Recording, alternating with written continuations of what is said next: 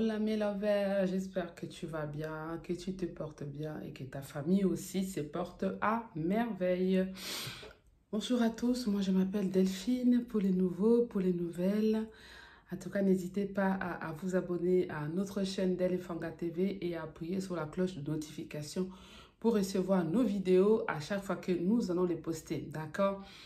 Voilà, aujourd'hui c'est story time. Ça fait un bail que je n'ai pas fait des story time. Justement, on fait des story time quand on a quelque chose à raconter, n'est-ce pas? Excusez-moi.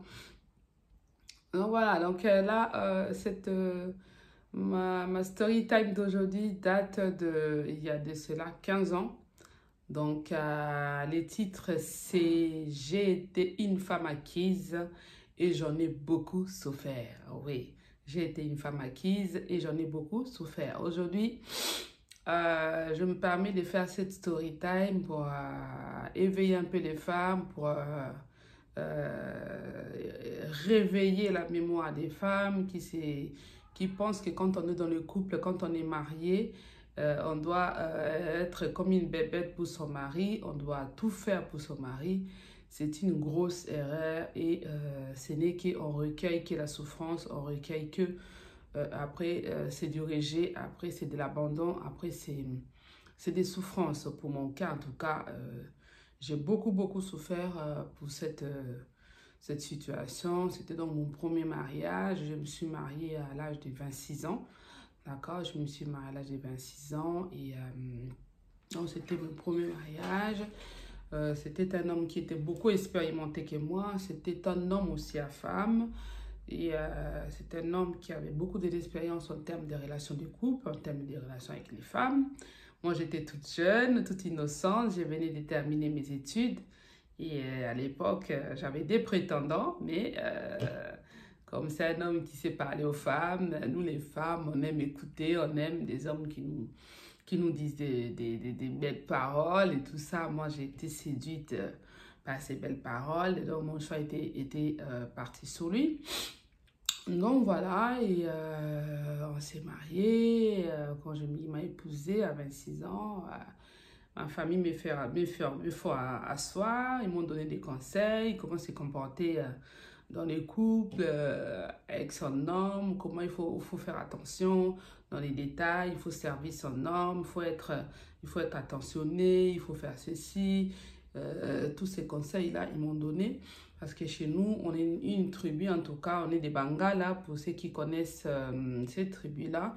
Les Bangala chez nous, il n'y a aucun tabou de parler tout ce qui concerne les relations sexuelles à son enfant, de parler de la sexualité à nos enfants. Dans notre tribu, il n'y a pas de tabou sur ça. Donc, j'ai été bien préparée pour mon mariage, j'ai été bien rodée, des conseils, en tout cas, de ma mère, de mes tantes. Donc, c'est tout le monde qui était venu me conseiller. J'étais jeune, je venais de me marier, donc j'avais besoin de ces conseils-là pour faire asseoir mon couple, pour être une bonne épouse, pour être une bonne femme. Je pense que beaucoup de femmes aussi sont d'accord avec moi. Si tu as des familles aussi, on nous prépare au mariage. Mais malheureusement, au jour d'aujourd'hui, il y a moins de familles qui préparent aussi leurs enfants pour les mariages. Ils ne préparent pas leurs enfants, on ne leur donne pas des conseils. Chez nous, on te prépare vraiment avec des conseils qui sont vraiment pratiques, avec des cas précis. Nos mamans, ils prenaient toutes ces peines-là de nous donner des conseils, nos tatas, nos tantines. Tout le monde te donne des conseils parce qu'ils veulent que tu sois la meilleure des femmes qui soit dans ton couple. Et c'était mon cas, donc j'ai eu vraiment des bons conseils. Et quand je suis arrivée du coup au mariage avec mon homme et tout ça, et cet homme pendant les fiançailles, il m'a aidé au lorté, il m'a chouchouté, il m'a même interdit de travailler. Quand j'ai fini mes études, j'avais trouvé un travail, il m'a dit non, il ne faut pas travailler. Là, je vous parle au pays, au pays. Après, je suis venue en Europe avec lui, donc voilà, il m'a interdit de travailler. Il était tellement jaloux parce que voilà quoi, et il a trouvé une jeune femme jolie et tout ça. Bon, il fallait la préserver, d'accord? Il était un peu jaloux que j'aille travailler, que les autres hommes me draguent et tout ça. Mais il prenait bien soin de moi. Je lui ai dit, bon, bah, comme tu veux pas que je travaille, il faudra que tu assumes, que tu me payes du coup les salaires que j'allais gagner tous les mois à ce travail-là et que toi, tu sois en mesure de me donner ces salaires-là tous les mois. Ben, il était d'accord, c'est ce qu'il faisait. Ça s'est très bien passé. J'étais chouchoutée, dorlotée, voilà, comme une princesse. Voilà, j'avais tout ce qu'il faut. Une fois dans les mariages, là, je suis venue du coup le rejoindre donc en Europe, voilà. Là où les problèmes ont commencé, j'ai eu deux enfants, j'ai eu mes filles. Mes filles, elles s'essuivent en fait, elles ont un écart d'1 an. Elles étaient toutes petites et tout. J'ai fait suivre les enfants, donc du coup, j'ai pas pu travailler. Je me suis dit, bah, je vais être femme au foyer, élever mes deux enfants, elles sont petites. Donc, les temps qu'elles grandissent et puis les places en crèche ne sont pas données. Donc voilà, je me suis dit, je vais garder mes enfants à la maison, je vais les élever. Et dès qu'elles iront à l'école, moi, je vais commencer à travailler. Voilà, donc les problèmes ont commencé. J'ai eu des enfants et j'étais là, j'étais une femme très soumise.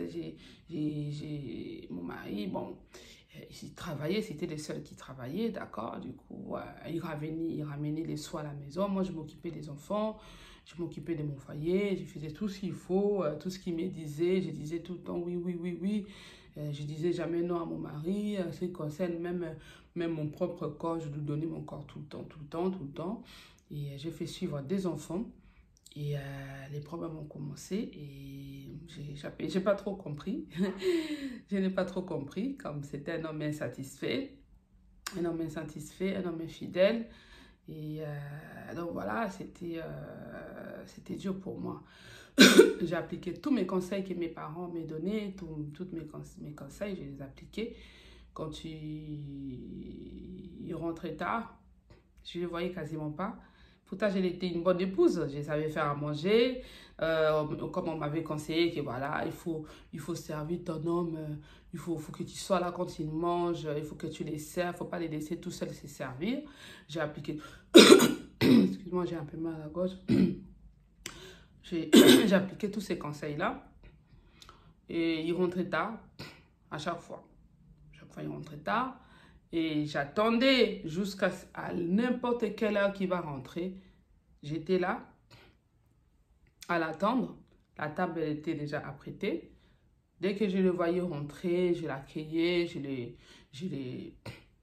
souhaitais la bienvenue. Voilà, j'appliquais tous les conseils à la lettre. Ce que mes parents m'avaient dit. J'appliquais tout à la lettre. Je l'accueillais, je servais à manger. Et du coup, ça les saoulait. Au bout d'un moment, ça commençait à les saouler en fait. Ça les saoulait que je l'attende, que je le chauffe à manger. Il commençait à s'énerver contre moi. Pourquoi tu m'attends pourquoi tu dors pas? Tu m'attends pour chauffer à manger. Pourquoi tu attends? Tout ça, je dis, bah, tu es mon mari, c'est normal. Je ne peux pas dormir sans pour autant te servir, tout ça. Sans pour autant te servir. Donc, moi, dans ma tête, je me disais, c'est mon mari, quoi. Il faut que je fasse ça. On m'a dit par mes parents qu'il faut que je fasse ça, donc je dois faire ça. Je suis une femme mariée, il faut que je m'occupe d'aimer mon homme, en fait. C'est l'erreur que beaucoup de femmes aussi peuvent se retrouver dans cette histoire. Voilà, j'ai fait tout ça parce que c'est mon mari, parce que c'est mon homme, je dois le faire. C'est comme si, en fait, je me disais, ben, c'est mon homme, c'est mon rôle à moi de le servir, c'est mon rôle à moi d'être attentionné avec lui, mais en fait, ça les saoulait. Ça les saoulait. Au bout d'un moment, il commençait à me dire, mais pourquoi tu m'agaces? Pourquoi à chaque fois, je rentre, tu es là à m'attendre, à me servir à manger. Je ne suis pas un enfant. En fait, dans sa tête, en fait, comme j'ai dit dans plusieurs de mes vidéos, que les hommes, ils ne fonctionnent pas comme nous les femmes. La psychologie d'un homme, heureusement, je vous dis, cette histoire... cette histoire s'est passée il y a 15 ans. Hein. C'est un passé que je suis en train de raconter. D'accord? Ma vie a évolué. Je suis une femme épanouie maintenant. Mais j'ai beaucoup souffert de cette relation. Et voilà, il commençait à me reprocher pourquoi tu m'attendais. Il ne voyait pas ses enfants. Quand il travaillait, je n'avais pas les droits de lui dire quoi que ce soit. Dès que je lui disais s'énerver, c'est moi qui travaille. Il ne prenait pas bien soin de moi, ni de ses enfants. Voilà, voilà, j'étais une femme acquise, quoi. Pour lui, je suis sa boniche. En fait, en gros, une femme mariée, une femme qui est acquise, c'est la boniche de son mari. Voilà. Ça, c'est les termes que moi, j'ai dit. Je sais, peut-être ça va te choquer, mais Ne sois pas choqué, c'était mon histoire et c'est comme ça que je l'ai vécu. Que j'étais la boniche de mon mari, je me trouvais comme une boniche. Je me trouvais à ce moment-là, comme il commençait à me reprocher pourquoi je l'attendais, j'étais là à repasser tous ses vêtements, j'étais attentionnée à tous les détails en fait. J'étais vraiment, ouais, en fait, il n'y a pas de mal à faire ça, mais je ne sais pas qu'est-ce qui se passe dans la tête des hommes, ils ne fonctionnent pas comme ça. Plus tu lui donnes trop, plus tu fais trop pour lui, en fait, plus tu es acquise et plus tu es banal devant lui et tu n'as plus de valeur en fait. Tu deviens banal et en fait, voilà, tu es comme, voilà, comme il y a d'autres femmes qui disent que je suis comme une chaussette et te jette comme une... Tu deviens comme une merde dans ses yeux en fait. Voilà, et je commençais à subir. Je dis, bah ok, ben, je ne l'attendais plus du coup désormais. Je mettais quand même la nourriture à table. Et des fois, il ne mangeait pas. Des fois, il ne mangeait pas la nourriture. Et des fois, quand je continuais à l'attendre, il me dit, bah, en fait, j'ai pas faim. J'ai mangé là où j'étais. J'étais dehors, j'ai mangé, j'ai pas faim. Mais il n'a même pas la gentillesse de débarrasser la table, en fait. J'étais sa boniche, oui, j'étais sa boniche, j'étais acquise. Du coup, j'étais obligée de ramasser mes vaisselles. J'étais obligée de débarrasser ma table. J'étais obligée de débarrasser mes assiettes et mon repas. Parce que monsieur, il n'a pas faim, il n'a pas envie de manger. Je suis banale, j'ai plus de valeur dans ses yeux. Bon, en fait, bon, il fait ce qu'il veut, en fait. Il me manipulait comme il voulait, à sa guise, en fait. Il rentrait comme il voulait, à l'heure qu'il voulait. Je dis, ben, c'est pas possible. On a quand même des enfants élevés. J'étais toujours la seule à donner l'éducation à mes filles. J'étais toujours la seule à galérer. Pour lui, comme je ne travaillais pas, j'étais à la maison. En fait, je ne servais à rien. En fait, j'étais à la maison, quoi. C'est lui qui travaille. Je lui parlais, il me dit, je suis fatiguée, j'ai pas envie. J'ai subissé, en fait. J'ai subissé, d'accord? J'ai subissé et voilà, donc... il pouvait parler, appeler n'importe qui à la maison, même si j'étais là. Il ne se gênait pas, en fait. Il ne se gênait pas. Il passait ses coups de fil, il appelait des filles, des femmes. Chez nous, j'étais là. Et, j'étais là. Et quand je lui demandais, il me disait, j'ai pas de compte à te rendre. J'ai pas de compte à te rendre, t'as pas à me poser des questions avec qui je parle. Et ça commence à m'intriguer, du coup, bah, en fait, je me suis dit, c'est mon mari, quoi, c'est mon mari, j'ai le droit de savoir avec qui il parle. Pourquoi il rit aux éclats avec d'autres femmes, alors qu'avec moi-même à la maison, il a du mal à sortir un sourire avec moi, il a du mal à passer des moments. Je ne voyais pas mon mari, en fait. Quand j'ai réclamé d'être avec lui, j'ai réclamé du temps pour moi et les enfants, ça créait des problèmes. Ça crée des problèmes. C'était toujours, ah ben c'est moi qui travaille, tu ne fous rien de tes journées, tu te plains, tu dis que tu t'occupes que des enfants, tu penses que c'est là, c'est un travail. C'est pas un travail, ça. Être femme au foyer, c'est pas un travail. Si, c'est un travail. C'est un grand, grand travail. Ouais, t'occuper des enfants, mais des enfants à bas âge toute la journée. Plus tu t'occupes du ménage, tu t'occupes de prendre soin de ta maison. Tu fais à manger pour lui, tu t'occupes de son linge, tu fais tout. En gros, c'est du travail. C'est du travail. Mais il ne reconnaissait pas ça. Il ne reconnaissait pas ça. Voilà. Il ne reconnaissait pas ça. Et les combles, c'est que, voilà, j'étais toujours là, mais j'ai souffert, j'étais malheureuse. Des fois, je rentrais dans ma chambre, j'ai pleuré, j'ai fait en sorte de ne pas pleurer devant mes enfants. Mais mes enfants, elles étaient tristes, mes filles. Je les voyais, elles étaient tristes parce qu'elles ne voyaient pas leur papa. Elles étaient tout le temps avec maman, tout le temps. Les enfants, ils ont besoin d'une présence masculine. Ils ont besoin de leur papa, ils ont besoin de leur maman. À chaque fois, je lui faisais réfléchir, je lui faisais dire, mais attends, passe le temps avec les enfants, ils ont besoin de toi. Il n'en a rien à foutre. Il n'avait rien à faire. Il n'avait rien à foutre de moi et des enfants. Voilà, c'est son problème, c'est je vais travailler, voilà, après je vais vaquer à mes occupations, je vais dehors, je vais aller voir mes potes, voir dans les Nganda, je vais boire, voilà, il allait passer son temps dans les bars, il boit avec ses copains. Moi, je n'existais pas. Moi et les enfants n'existaient pas. Et je commençais beaucoup à en souffrir. Je commençais beaucoup à en souffrir. Je dis, Seigneur, Je commence à me culpabiliser. Je dis, mais qu'est-ce que j'ai fait en moi? Qu'est-ce que j'ai pas fait de bien? Je commence à me culpabiliser, à me dire, mais j'ai fait tout.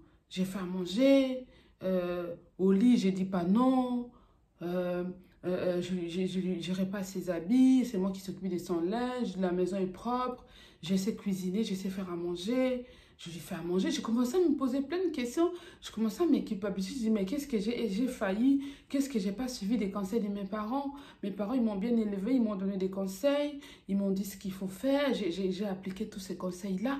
En fait, j'étais tellement acquise. Pour lui, j'étais tellement acquise, j'étais banale parce que de faire à la lettre, les conseils qu'on nous donne les parents, ce sont des conseils qui sont bons. Ils veulent que nous réussissions nos couples, mais il faut les aménager, ces conseils-là. Il faut bien les mettre à bon escient et comprendre que l'homme ne fonctionne pas comme ça. L'homme, tu lui donnes trop, plus tu lui donnes trop, plus ils sont las de toi. Plus il te trouve banal, plus il voit que tu ne vaux plus rien dans ses yeux, en fait. C'est ce qui s'était passé pour moi. Pour mon mari, j'avais aucune valeur. Pourtant, j'étais une femme de valeur. J'étais une femme qui était obéissante. J'étais soumise à mon mari. Je faisais tout ce qu'il me demandait. J'étais à la lettre. Je suivais à la lettre les conseils de mes parents. Mais non, mais non, mais non. J'étais trop banale pour lui. J'étais trop banale pour lui. Oui. Et je souffrais beaucoup. Mes enfants, ils étaient tristes. J'ai dit, oh là là là là là là là là là. C'est pas possible. J'ai pleuré dans ma chambre. Je dis, mais c'est quoi ça?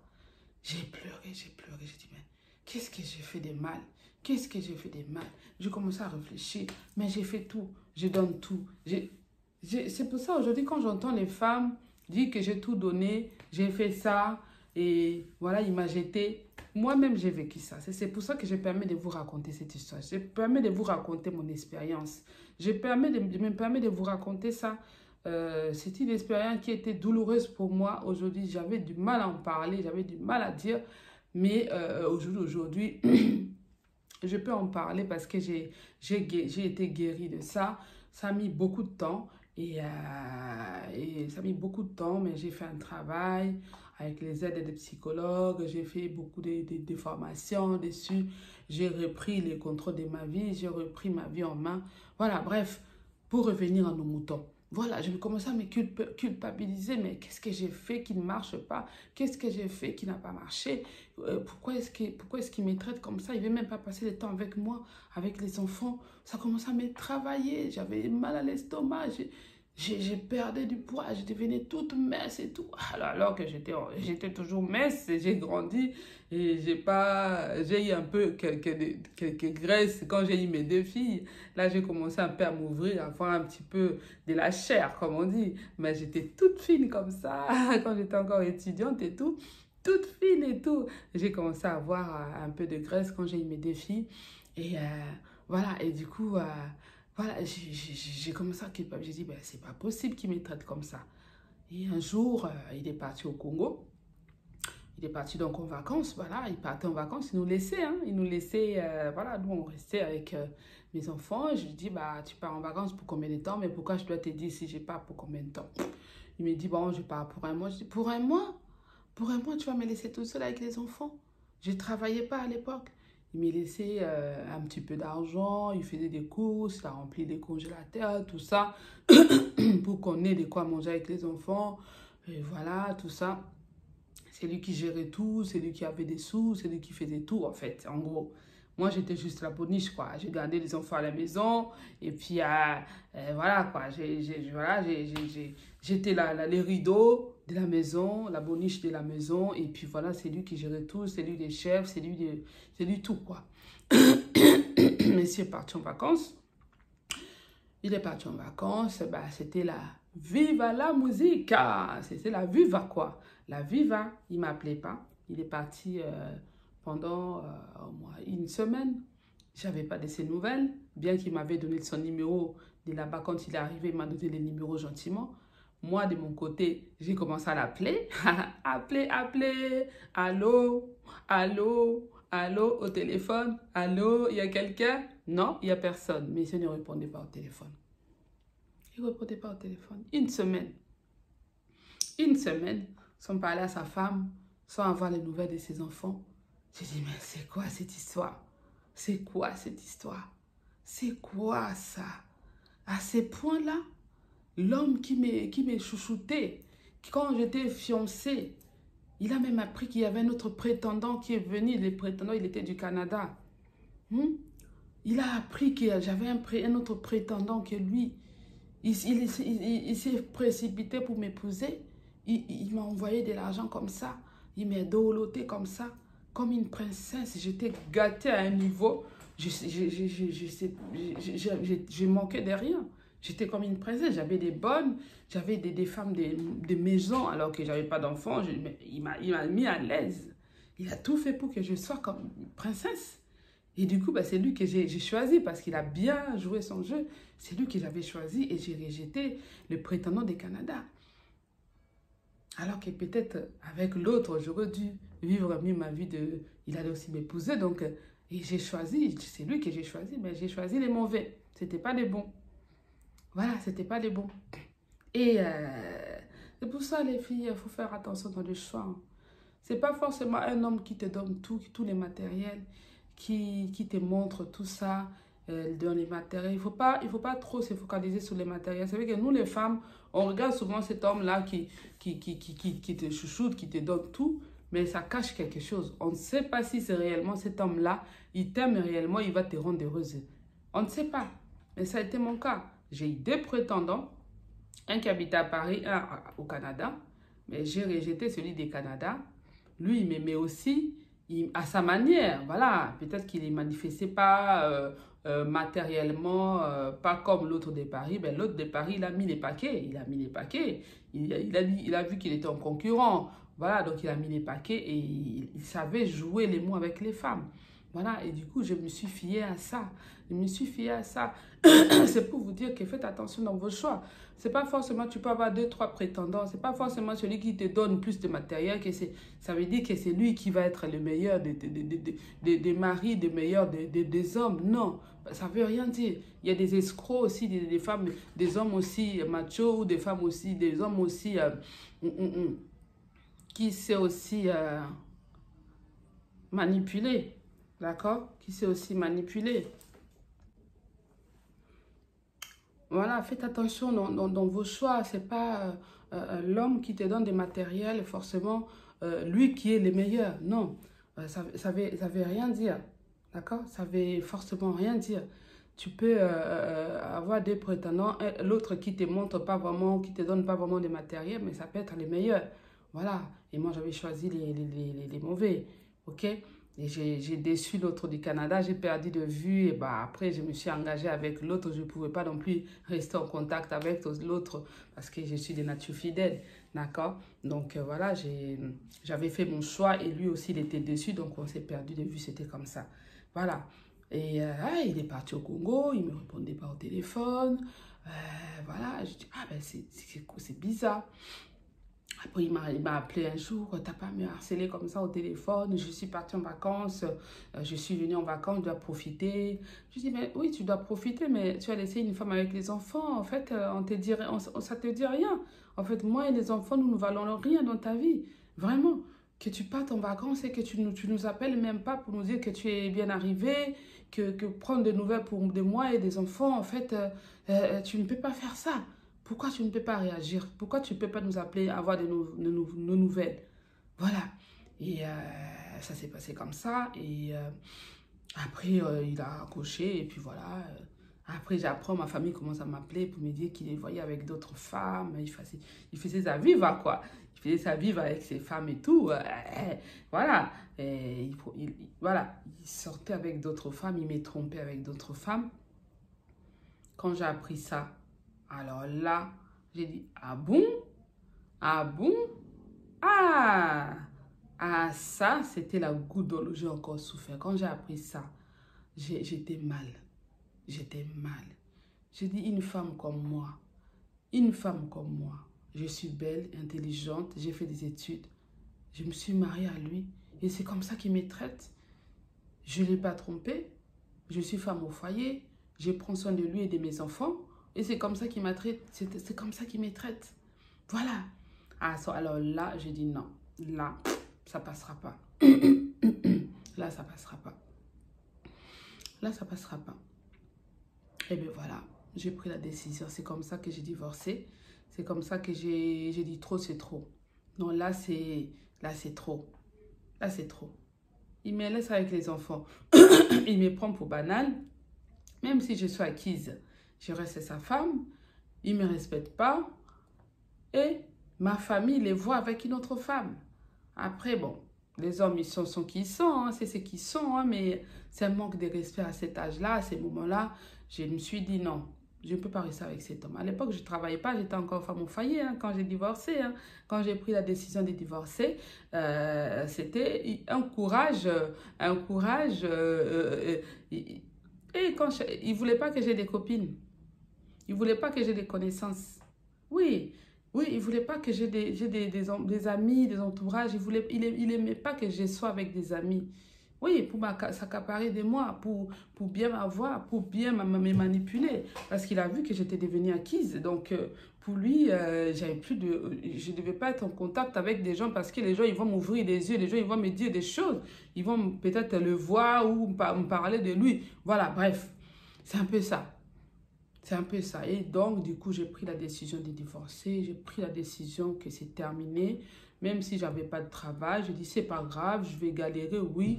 Mais je vais respecter ma dignité, je vais garder ma dignité. Pas un homme me bafouer à ces points-là, me manquer du respect à ces points-là. Déjà que je suis acquise, il ne me respecte pas. Et là, je vais aller attendre qu'il sort avec d'autres hommes, d'autres femmes, pour qu'il ramène les sida, pour qu'il me ramène une maladie sexuellement transmissible, que je puisse mourir avec les sida. Je commençais à penser à ça. J'ai dit, voilà, ça se fait, il ne se protège pas, il va me ramener une maladie. Beaucoup de femmes qui sont au foyer, dont les hommes ont apporté une maladie. Oui, j'ai entendu dire.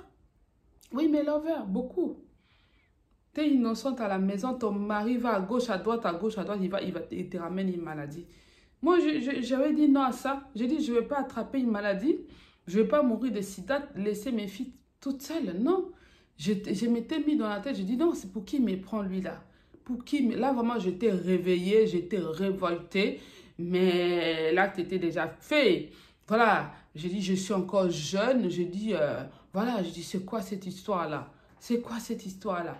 Il a vu qu'il avait des prétendants, il y avait d'autres prétendants, il a vu ça, que je n'étais pas une femme banale, je n'étais pas une femme où il va prendre, il va jeter comme ça. J'étais révoltée, je me suis dit, mais non, trop c'est trop, trop c'est trop. Non, je veux mettre fin à ces mariages, terminé. Que j'ai le travail, que je n'ai pas le travail, je mets fin à ces mariages, terminé. Pas jusqu'à ces points-là, pas à me manquer du respect jusqu'à ces points-là. Hein? Mes filles, quand je vois mes filles, elles sont tristes, et je dis non, c'est bon, c'est bon. Alors les femmes qui disent souvent que c'est pour les enfants, je reste.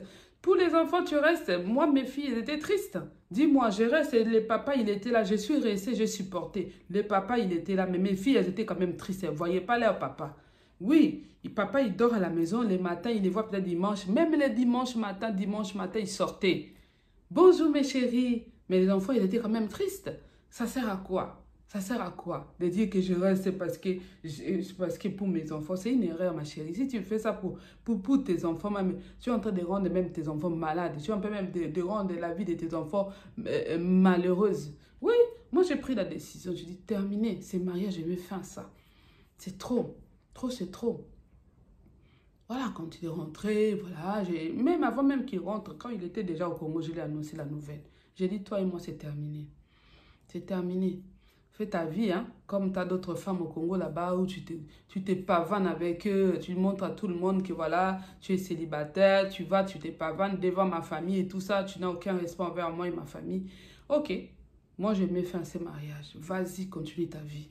Tu vas revenir, mais toi et moi c'est terminé. Voilà. J'ai pris cette décision-là, je ne travaillais pas. Mes filles, elles étaient encore petites. J'ai pris cette décision-là. Est-ce que toi, my lover, qui me regarde, tu oseras prendre cette décision-là? Tu n'as pas de travail. Parce que tu vas prendre un prétexte que tu n'as pas de travail, que ceci, que cela. Mais moi, je l'ai fait. Je l'ai fait. J'ai pris la décision. Il faut savoir, d'avoir la vie, il faut savoir deux fois oser faire des choses. Des choses qui se... En prenant cette décision-là, je savais les risques. Je savais que j'avais aucun revenu. Oui. Voilà, je savais que j'avais aucun revenu. Alors, je dis, si je vais souffrir avec mes enfants, je souffre. Mais moi, je vais souffrir dans la paix. Au moins, je vais souffrir dans la joie. Je souffrais à l'intérieur de moi. Je n'étais pas épanouie dans ces mariages. Je souffrais. À quoi bon? À quoi bon? Parce qu'on me paye un loyer, parce qu'on me paye à manger. Je ne voyais même pas mon homme. Juste au lit, quand il avait besoin de moi, il me touchait. Et puis voilà, il fait son besoin et c'est tout. C'est ça les mariages pour toi, ma chérie. Pour toi, c'est ça être en couple. Pour toi, c'est ça être épanoui dans... Franchement, je parle de ça, ça me... Mais bon, c'est déjà passé. C'est du passé maintenant. C'est du passé maintenant, my lover. Oui, je te raconte tout ça, pas pour avoir le plaisir de raconter ma vie, mais c'est pour t'ouvrir des yeux. C'est pour te dire que ce n'est pas une raison de prendre une décision, de quitter ton homme qui te fait souffrir, qui t'a pris pour acquise et qui te prend pour une merde, comme une chaîne, qui te jette comme des chaussettes même qu'il met dans ses pieds. Ils ont des valeurs que toi. Tu ne peux pas prendre une décision parce que tu dis que mes enfants, je viens de te raconter ma vie, mes enfants souffraient, pleuraient, ils étaient tristes. Mais quand j'ai pris la décision, j'ai expliqué à mes enfants. Je les ai expliqués. Je leur ai expliqué. Oui, je leur ai expliqué. Elles étaient petites, elles ne comprenaient pas. Mais par la suite, au fur et à mesure, il est parti. On a entamé les procédures de divorce. J'ai pris en charge par l'État, par les aides et tout ça. J'ai souffert, j'étais pas bien. J'étais pas bien. J'ai dit, pourquoi je mérite ça? Pourquoi? Pourquoi moi, je mérite de vivre avec cet homme-là? Pourquoi je vais mériter à rester dans ces foyers-là? Pourquoi? J'ai idéalisé les mariages. Je disais, mes parents, ils sont toujours ensemble jusqu'aujourd'hui. Mon père, il a 90 ans. Ma mère va en avoir 80 et quelques. Voilà, ils sont toujours ensemble. Je me suis dit, mon père, ma mère, elle a supporté. Mais ça n'a rien à voir la vie d'aujourd'hui. Mon père n'était pas infidèle à ma mère. Ils sont ensemble jusqu'aujourd'hui. Ils ont eu 11 enfants. Voilà, ils sont toujours ensemble. Mais ce n'est pas le cas. Ce n'est pas le cas. Est-ce que mon homme est fidèle à moi? Non. Pourquoi je vais rester avec lui? Pourquoi mes enfants sont tristes? Pourquoi moi-même je souffre? Pourquoi je pleure dans la salle de bain? Pourquoi je vais pleurer, continuer à vivre avec cet homme? Non. J'ai pris la décision. Je suis partie. J'ai dit terminé. Terminé. Oui, oui. Il est venu, il avait pris ses affaires et tout ça. Tu as pris ta décision, tu vas voir ce que tu vas. J'ai dit, ce n'est pas grave. C'est la vie. Je vais voir ce que tu vas, je vais voir, mais je vais rebondir. Le bon Dieu est avec moi. Je suis chrétienne. Dieu ne m'abandonnera jamais. Et ce Dieu-là, il ne m'a jamais abandonné. Il a été avec moi. Il a été avec moi. C'était très, très dur. J'avais la haine envers les hommes. J'avais la rage. J'étais pas bien. J'étais dans la défensive. Je ne pouvais pas sentir un homme.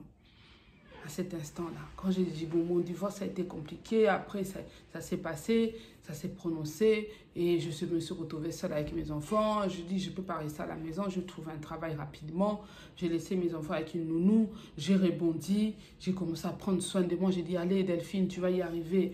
Oui, ça va aller. Je me regardais dans la glace. Tu es une belle femme, tu es intelligente, tu vas y arriver, tu peux le faire. Oui, je regardais dans ma glace. J'ai parlé à moi-même. Je me suis dit, oui. Coucou. Je me suis dit, oui, je vais relever la tête. Je vais montrer à cet homme-là que je suis Delphine. Je suis la fille du roi des rois. Que je ne vais pas pleurnicher parce qu'il est parti. Parce que, voilà. J'étais tellement boniche. Voilà. Ma chérie. Ma story time, elle est peut-être longue, mais c'était important que je te parle de ça. C'était important que je te parle, que je te donne des conseils, my lover. Toi qui es en train de souffrir dans des mariages dont le mari t'a pris pour acquise, tu es en train de dire que tu ne peux pas lâcher cet homme-là. Tu ne peux pas lâcher parce que c'est tes enfants, tu es en train de faire une erreur. Je l'ai fait, j'ai fait un travail. J'ai mis longtemps pour pouvoir refaire ma vie avec un homme. Je suis restée seule avec mes filles. J'ai dit, mes filles, c'est ma vie. On a construit, on est allé pas à pas avec elles. Je les ai emmenées partout. J'ai emmené mes filles partout. Ah oui, j'étais femme célibataire, oui, divorcée, oui. J'étais fière de moi. J'avais repris ma vie en main. J'ai repris à prendre soin de moi. J'ai repris à prendre, j'amenais mes enfants. Ma vie, c'était mes filles et moi. On était fusionnels. Je les emmenais partout. On partait en vacances. J'ai commencé à vivre ma vie. C'est à ces moments-là que quand j'étais seule avec mes enfants, pas avec mon mari. J'ai commencé à prendre les goûts. Maintenant, je dis, ah là là, mais ça m'a manqué. Ils ne nous amenaient jamais au restaurant, hein, jamais. Ils partaient, ils sortaient tout seuls. Moi, j'ai resté à la maison, mais là, j'ai pris les goûts. J'ai commencé à sortir avec mes enfants. J'ai commencé à faire des connaissances. J'ai commencé à faire des camarades, des copines. Et ma vie s'est améliorée. J'ai fait un travail. Et par après, j'ai mis du temps vraiment à rencontrer un homme. Il y avait des prétendants qui venaient, mais je les rejetais, je les repoussais. Après, j'ai travaillé sur moi. Il fallait d'abord que je me sente bien. Il fallait d'abord que cette histoire-là que j'ai vécue, ces traumatismes-là, là, il fallait qu'il passe. Il fallait que je fasse le deuil de ces mariages-là. J'ai fait le deuil, j'ai pris des cours, j'ai pris des accompagnements, tout ça. J'ai repris soin de moi, j'ai repris goût à la vie, j'ai repris soin à ma vie et j'ai avancé jusqu'à aujourd'hui. Voilà, my lover. Voilà, c'est de ça qu'il s'agit. J'ai voulu partager ça avec toi. Si tu as aimé, laisse-moi un commentaire. Laisse-moi ce que tu en penses des femmes acquises dans les mariages. Tu penses que tu es acquise et que tu dois rester dans ce mariage-là parce que tu as peur d'eux, parce que tu as peur d'eux. Je viens de te raconter mon histoire. Je n'avais pas de travail. J'étais femme au foyer. Mais j'ai osé, j'ai pris la décision, j'ai décidé et je l'ai fait. Et aujourd'hui, je ne le regrette jamais parce que j'ai épargné ma vie. Qui sait ce qui pourrait m'arriver? Qui sait, je pourrais peut-être attraper une maladie sexuellement transmissible. Qui sait peut-être que je... Voilà, il s'est passé... voilà, je refais ma vie. Aujourd'hui, je suis une femme épanouie. Je suis une femme heureuse. Je suis une femme bien, je suis bien. Voilà, je suis bien aujourd'hui et je vais te booster, toi qui souffres dans une relation. Tu te dis que tu n'oses pas partir. Je l'ai fait. Et je l'ai fait. Si tu te donnes des moyens, tu y arrives. Si tu te donnes les moyens, tu vas y arriver. Mais subir dans une relation, subir dans un mariage, je ne le souhaite à personne. Alors, je vais m'arrêter aujourd'hui, my lover. Laisse-moi un commentaire, likez, partage. Si tu n'es pas encore abonné à ma chaîne, abonne-toi et appuie sur la cloche de notification pour recevoir nos vidéos à chaque fois. Suis-moi aussi sur Instagram, Delphine Efanga, non Efanga Delphine, et sur Facebook, Delphine Efanga. Si tu as des suggestions, n'hésite pas à me contacter dans mon mail qui est dans la barre de description. Je vous souhaite une très belle journée, une belle soirée. Ça dépend de l'heure à laquelle vous regardez ma vidéo. À très bientôt pour de nouvelles vidéos. Tchuss, tchuss, tchuss, tchuss. Vamos. Ciao, ciao. With you, I can't be sad with you. Just take my hand and fly up through the